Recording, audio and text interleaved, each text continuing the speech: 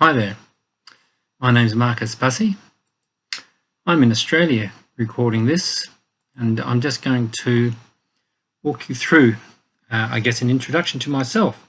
I want to start with a very short story, a memory of mine. I remember well arriving in Kolkata on October the 7th in 1990. The air was buzzing with the excitement of Baba's new project, Ananda Marga Gurukul. So this flow continued across a blissful Diwali or Deepavali on October the 17th and culminated in my PC on October the 20th. It was only broken by the shock of Baba's physical death on October the 21st. Yet something special had been planted in my heart at this time, and that intimate connection with Baba through this particular project remains with me to this day. So, I've been asked to introduce myself in the lead up to the September 6th Global Cyber Meet. On the occasion of the 30th anniversary, hard to believe it, but it is the 30th anniversary of the founding of AMGK, Ananda Marga Gurukul. Can't believe that those 30 years have gone. And what has happened? Well, a lot. And yet there is so much more for us to do. So, by way of an introduction, first of all, I'll just point you at a few artifacts. I have a website. It's futuresevocative.net. So you can drop in there if you want to check that out. You can also look up my name and on the USC or University of the Sunshine Coast website, and it will take you to my professional profile, which I never keep up to date, but I do my best. And you'll also find much of my intellectual DNA spread across cyberspace in one place or another. Just whack my name into the search engine and you'll come across a whole bunch of stuff.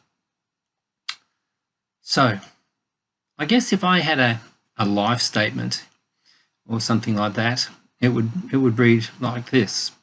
My goal is to develop strategies to liberate the intellect and awaken people to the deep pools within them, to help them overcome fear, cynicism, and conditioning. That's a spiritual path in the making. It's my spiritual path, but I think it's also the evolutionary spiritual path, the green growing edge, you could say, of consciousness on this planet. So let me tell you a bit about myself so you get an understanding of where I've come from and I guess all the bits and pieces that have made me who I am. I was born into a very artistic family. Mother and father, both visual artists, grew up in an age of visual art activity and also just musical creativity and so on from in the 60s and the 1970s. So I started doing asanas when I was 13 and have continued to do them right up until now. I have a deep love of music. I'm a musician, a classical guitarist, thoroughly enjoy that part of my life.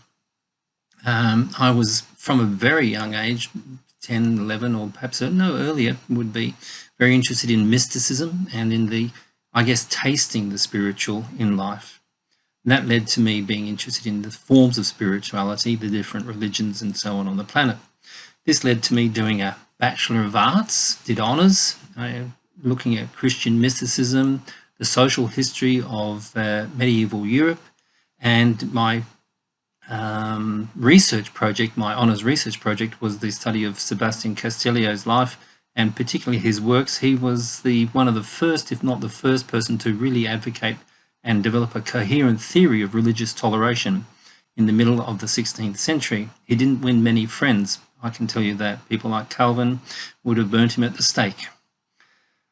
I thought about it. I have a love of poetry, education and philosophy. I started teaching in 1984, had an absolute blast the year before doing an educational philosophy degree or diploma, at the University of Melbourne. My first university was Western Australia, UWA, University of Western Australia. I began studying Ananda Marga philosophy in 1987 when I was 28 years of age. And then I began meditating at that time too. I then very quickly transitioned into trying to work out what it meant to be a neo-humanist teacher in 1988 when I went to Stanthorpe and the Ananda Pali School. and I spent 5 years working there with John Crow / Guru Charan, and it was really a transformative experience. I'd already, in my earlier time as a teacher, been exploring multiple alternative routes to, I guess, standard ordered hierarchical pedagogy. This was my first chance to play in that space. In 1991 too, I was at the Ananda Marga Gurukul conference at Anandanagar, and I gave a paper there on neo-humanist psychology with a focus on educational psychology. By 1994, I'd started seriously writing on neo-humanist education and related issues. It was in that year that I began to really work closely also with Suhail in Ayatollah, and that of course has been a defining element of my life and career, because a wonderful human being, man of great insight, and very, very easy for me to work with as well. Just been a great relationship. So and of course through Suhail I'm found in that year also this mysterious thing called Future Studies, which really complemented beautifully my own historical training and background. And I took to it like a duck to water, and my focus has been, and from at that time and continues to be now, cultural change, how to facilitate it particularly. Around about 1995, I got a mysterious email from a lovely person called Arati in New York, and she invited me to start helping sort of write things for this Ananda Marga Gurukul newsletter, along with Dada Shambhu Shivananda and others working at the time. So this was so I immediately got involved with that newsletter and have had, you know, a very consistent relationship with the newsletter ever since. So when I finished teaching in Stanthorpe at the Ananda Pali School, I moved to Brisbane and I taught at a democratic school for a number of years. Then I ended up transitioning into a Montessori school. At all times, I was developing and honing my my open pedagogy and the skills that relate to the neo-humanist educational vision. It was in 1992 also that at the end of 92 and across 1993 that I moved to Maleny in Queensland, where I still am, and I worked on the early material to help set up the Ananda Marga River School, which has been just a wonderful joy to be involved with over the many years. It's a very, very important school. It's a significant school as it's sort of a case study for the, I guess, the issues of trying to teach differently in an age of increasing educational surveillance.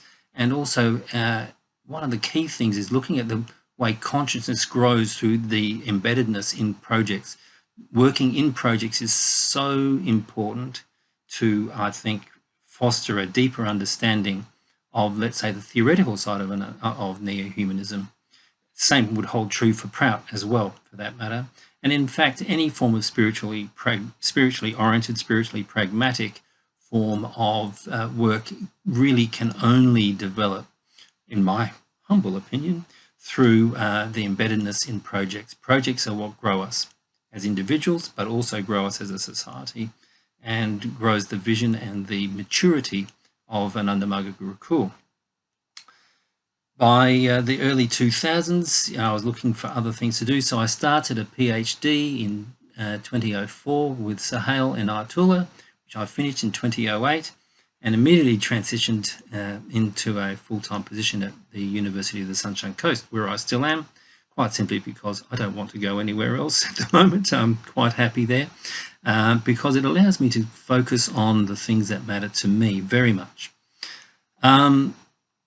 So that's the sort of, I guess, the superficial story in many respects.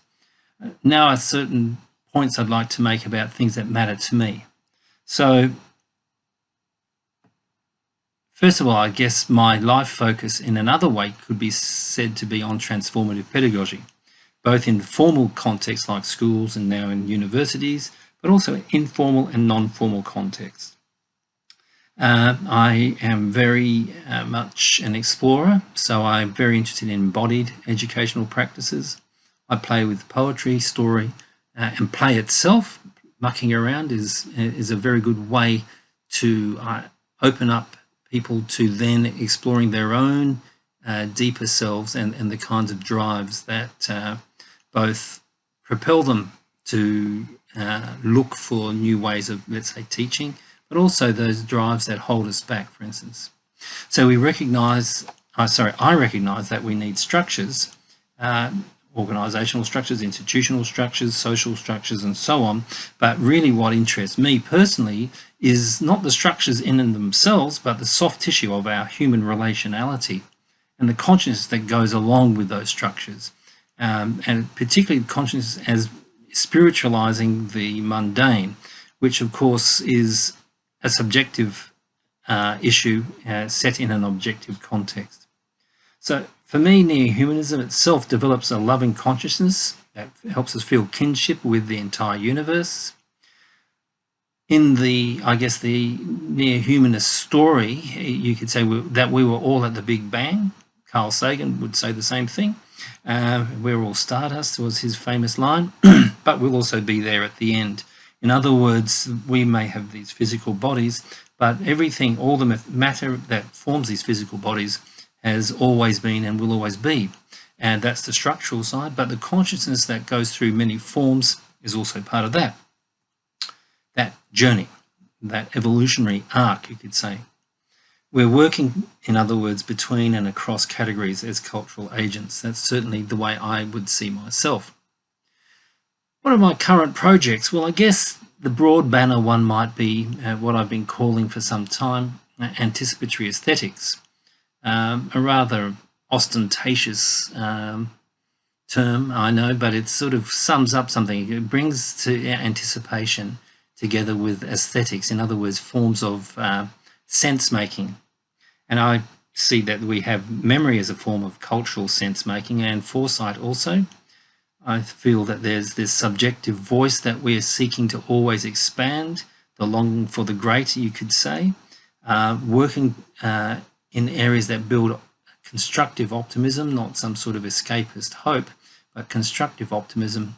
And as I said earlier, this sense of yearning, longing for the great, I feel is the great evolutionary driver behind all other things. For me, that comes under this project, and if you want to, you can go and find stuff that I've written about that. This project has sub-themes for me. Poetry is a form of theory. I trained as an interplay person, which is a wonderful form of physical expression, a spiritual form as well.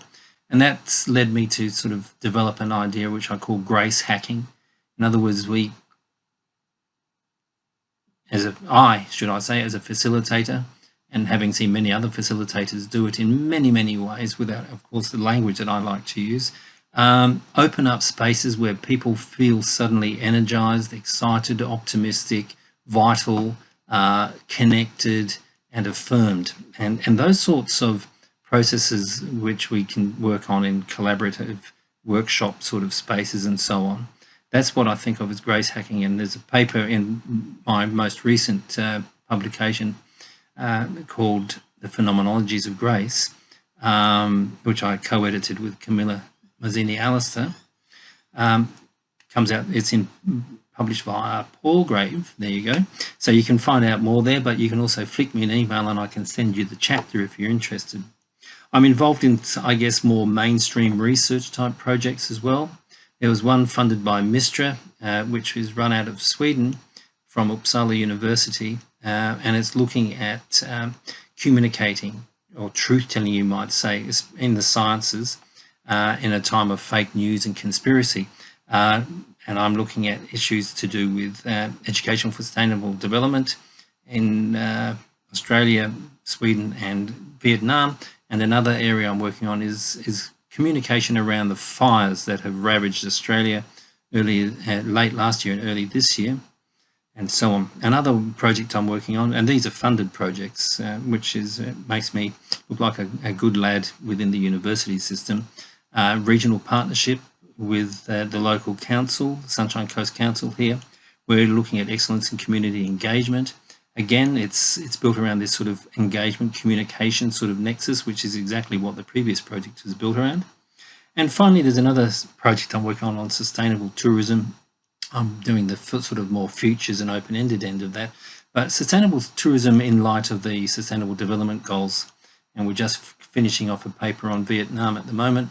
But that's an ongoing project, and it's funded by some Korean agency. So that's the sort of things, I guess, on a, what would I call it, on the professional front.